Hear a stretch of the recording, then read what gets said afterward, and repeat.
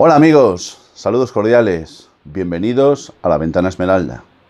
Gracias por estar ahí un día más, os lo agradezco mucho. Recuerdo que el próximo día 10 de septiembre en Puerto do Sol, A Coruña, a las 12 horas, en el Paseo de Galicia, la Avenida de Galicia, tendrá lugar la séptima quedada que se organiza desde aquí. La segunda que tendrá lugar en mi querida Galicia. Mirad amigos, ¿verdad que estamos acostumbrados en este canal a desactivar mentiras? Esas que suelen regalarnos los medios de desinformación, el gobierno, los distintos políticos, da igual el partido al que pertenezcan, eso da lo mismo. Bueno, pues voy a contaros hoy una muy grande que afecta a nuestros bolsillos y que tiene lugar con ese panfleto al que muchos denominan Constitución. Y concretamente tiene lugar con relación al artículo 31. Dice algo así como que todos los españoles estamos obligados a contribuir al mantenimiento del gasto público y que para ello pues se utilizará un instrumento como son los impuestos, como es el sistema impositivo, el sistema fiscal, que tendrá que ajustarse, dice el artículo 31 de la Constitución, a los principios de igualdad y de progresividad, sin que en ningún caso puedan tener carácter confiscatorio. Bueno, es difícil decir más mentiras en un párrafo tan pequeño. Repito, artículo 31 de la Constitución española, pues si alguno lo quiere ver. Porque después de contaros esto, voy a haceros una pregunta. ¿Vosotros sabíais o habéis imaginado alguna vez que el pago del IVA pueda igualar la carga fiscal de las rentas más bajas con las del 1% de las rentas más ricas y pudientes de este país? ¿Os podíais imaginar que ese impuesto sobre el valor añadido, impuesto indirecto por autonomasia, más allá de ese otro impuesto fantasmagórico que no le llaman así, llamado inflación, ¿os podíais imaginar que el IVA podía llegar a provocar lo que estoy contándoos? Pues sí, amigos, sí, como lo oís. Esto que os estoy contando está contenido en un libro específico de un grupo de expertos denominados o bajo la denominación FEDE y que pertenecen o están ligados o vinculados con la Fundación Caixa. Yo evidentemente he nombrado esto porque no pretendo de ninguna de las maneras hacerles publicidad, pero tengo que decirlo para que sepáis de dónde extraigo esta información que a mí me ha parecido, perdón, hasta donde soy capaz de llegar, me ha parecido seria. Mirad, el sistema fiscal, el sistema tributario, globalmente, en base al artículo 31, sin más, si nos quedamos solo en eso, leerlo sin más, sin bajar a la tierra, sin bajar a la realidad, nos puede parecer un sistema impositivo hasta progresivo o progresista. Incluso nos puede parecer hasta un sistema fiscal justo. Pero claro, el sistema tributario, el sistema impositivo español, está formado por dos grandes tipos de impuestos, los llamados impuestos directos y los llamados impuestos indirectos. Los impuestos indirectos son los que normalmente gravan el consumo, es decir, son los que más habitualmente pues golpean nuestros bolsillos porque cada vez que adquirimos algo, cada vez que gastamos algo, cada vez que compramos algo, estamos consumiendo y al estar consumiendo estamos pagando impuestos y más concretamente estamos pagando el IVA. Y el IVA es un impuesto tremendamente injusto.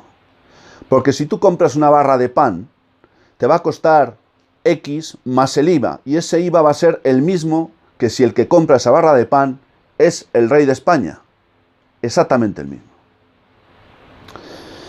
Por tanto, el sistema impositivo español, el sistema tributario, concretamente todo lo que tiene que ver con los impuestos indirectos, lo que hacen es distorsionar el supuestamente componente progresivo que debe de tener el pago de los impuestos conforme al artículo 31 de la Constitución española.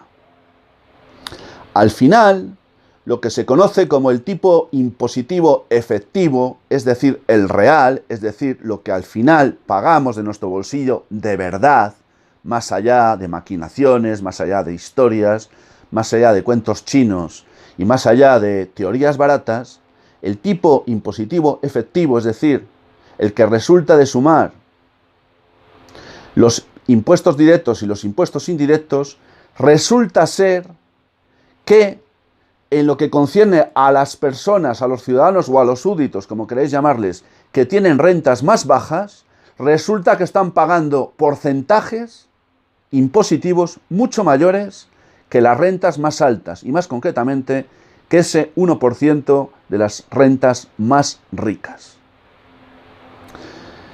El dato es el siguiente. El tipo impositivo efectivo de esto que os estoy contando, de los más ricos, de las rentas más ricas, viene a ser del 29,2%. ¿Sabéis a cuánto asciende el tipo impositivo efectivo de las rentas más bajas? Pues ni más ni menos que al 29,7%. Es decir, incluso unas décimas por encima de lo que pagan de tipo impositivo efectivo las rentas más altas.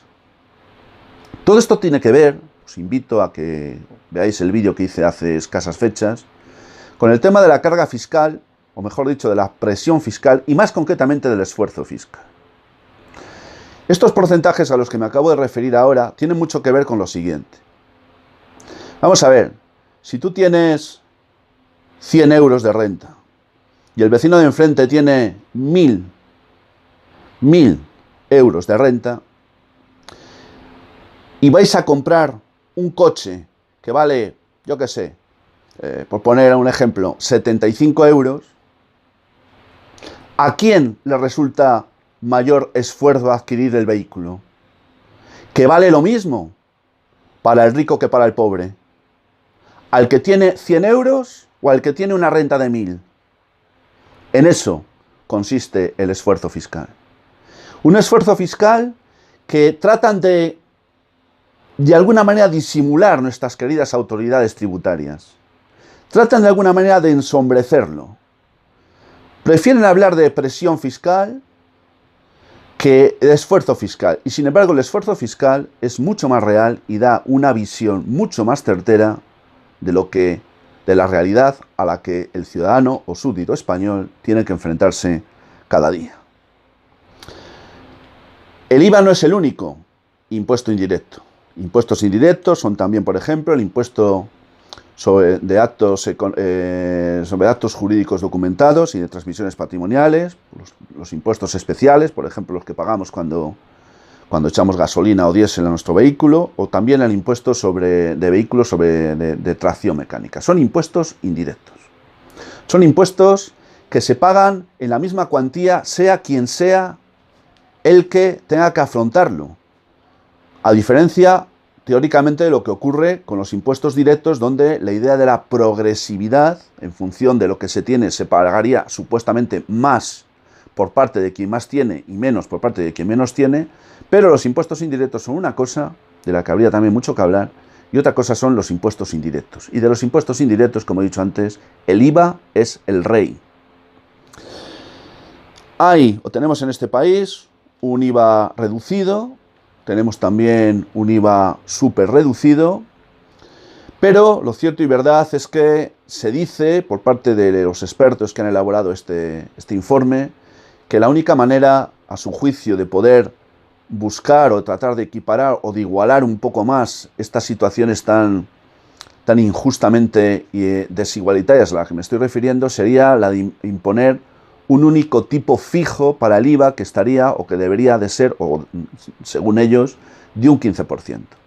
Pero claro, con esto no se solucionaría el problema a menos a menos que se modificasen las leyes que regulan los impuestos directos y la progresividad se aumentase, es decir, que el que tuviese menos pagase un poco menos todavía, y el que tuviese más pagase un poquito más de lo que viene haciéndolo hasta el momento, y que al mismo tiempo el ingreso mínimo vital se incrementase porcentualmente. ¿Está el gobierno dispuesto a hacer algo de esto? ¿Vosotros creéis que el gobierno está por la labor de bajar el IVA? Pues a lo mejor es que no sé si le va a quedar más remedio, yo creo que no lo va a hacer, pero nosotros siempre tenemos la posibilidad de consumir menos, bien porque queramos hacerlo voluntariamente y con conciencia, o bien porque no nos quede otro remedio, porque no tengamos renta disponible suficiente para seguir gastando lo que gastábamos antes y consumiendo lo que consumíamos habitualmente, y ahora a lo mejor nos vemos obligados a consumir menos, con lo cual el IVA va a bajar también, los impuestos por esa vía van a generar menos recursos para el Estado, y entonces el Estado, que es la atrocida por naturaleza, tendrá que buscar otra vía donde meter la mano en el bolsillo para seguir manteniendo sus chiringuitos y sus cuentos chinos, para seguir manteniendo un Estado totalmente despilfarrador, donde se gasta, o mejor dicho, se malgasta, y donde se está dejando de la mano de Dios muchas cosas en las que sí que se debería, a diferencia de lo que acabo de decir, de invertir y de poner pasta. Pero ese es otro tema, amigos. No hay ninguna intención de hacer nada de esto, y mientras tanto, que el IVA siga distorsionando la realidad de las cosas y que las capas con rentas más bajas de la sociedad sigan pagando lo mismo que lo que hace el 1% de la población que dispone de rentas más pudientes. Esta es la triste pero real historia de este país. Gracias, amigos, por haberme escuchado. Un día más, salud y libertad para todos.